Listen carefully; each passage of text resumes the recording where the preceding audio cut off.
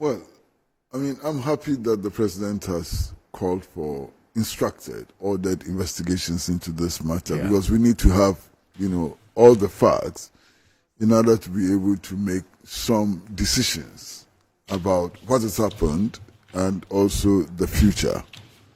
So we need to have an empirical basis for any statements that we make, any positions that we take. And the president's instruction for investigations, I think, is correct. Having said that, let's reduce things to its nitty-gritty. You understand? We have gold embedded in our soils. And our armed forces, which we pay to protect us against foreign interests, foreign invaders, and so on, we arm the armed forces, is shooting Ghanaians who are said to be trespassing on a concession given to a foreign multinational corporation. It doesn't add up. Doesn't make sense at all. You understand? That whole thing, if you reduce it to its nitty-gritty, doesn't make sense.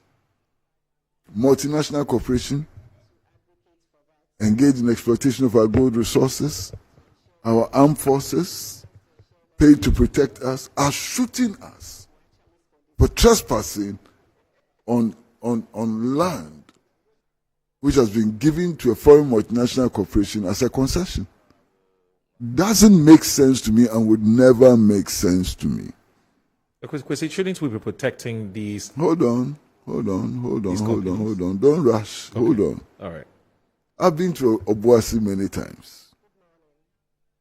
When I see the conditions under which the people of Obuasi have to live, knowing fully well the billions of dollars that are extracted from their soil, which has made strangers so very rich, multi-millionaires and so on, I know that there's a problem in Obuasi.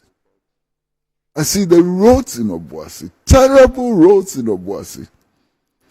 Look, a few years ago, I read a report from Third World Network, which indicated that the level of arsenic in food produced in Obuasi is 10 times higher than World Health approved levels. What does that mean? Mining is killing the people of Obuasi, even without soldier shooting.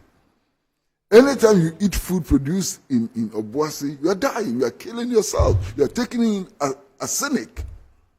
You understand? Whilst we were growing up, and I'm sure all of you do know, the best oranges in the world were supposed to come from Obuasi. Yeah. It's sweet, looks yellowish, and so on. All of that now, today, has arsenic in them. What wrong have the people of Obuasi and people in mining areas done to suffer this fate? AngloGold Ashanti should have been interested in building an ultra-modern hospital in Obuasi to take care of those who suffer ill health as a result of its effort to take wealth out of their soil. Go and look at the hospital in Obuasi, the standards there and so on. These are the things which have angered our people. You understand? These are the things which make our people so angry, and sometimes the anger cannot be contained. My brother, Ghana is the leading producer of gold in Africa, number one. Yeah. Way ahead of South Africa. Ghana is the 5th largest producer of gold in the world. What do we have to show for it? And you were almost going to say that don't we have an obligation to protect the mining interest of these companies businesses? Protect who? We are talking about pollution of our environment. We are talking about galamsey and so on. We talk about it in such a way as to suggest as for the big mining companies, they don't have a problem. It's not true. Only recently, a few years ago, rivers in concessions which have been given to Newmont, we found dead fish in them, dead fish, as a result of poisoning. Right. You understand? So even the big giant mining corporations have not operated above board. Only last year, I had the privilege of listening to my very good friend, Dr. Sam Jonah, who is a kingpin in mining, lament about the fact that Ghana's total interest in mining, gold mining, is less than 1%. He told us. Yeah. So what are we getting from gold mining? And then on top of that, our soldiers are shooting our citizens. For what? Trespassing? What is that? But Kwesi, who should the ordinary citizens direct their anger towards?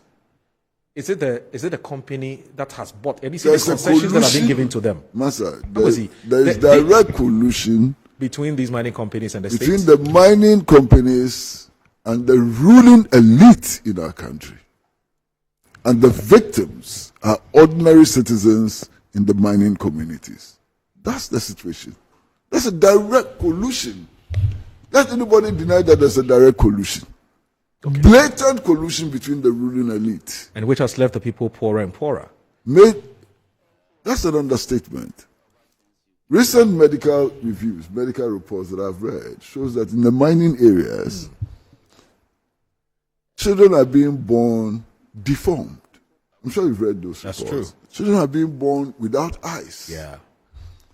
Without arms and so on. Deformed children are being born in the mining communities. I mean, children are being born in the mining communities who would never be able to go to school, who would never be able to engage in anything meaningful and so on. And we are just sitting there, and every now and then we hear that they've been giving tax holiday in one African country, they've been giving tax holiday in another African country and so on. What's wrong with our leaders? Africa needs a new leadership, completely new leadership, which should do everything and anything possible to safeguard the interests of our people, especially our people who are located in mineral-rich areas who are dying off because of extreme exploitation and extreme negligence by these multinational corporations. That's the kind of leaders we need now in Africa. Okay. Collins,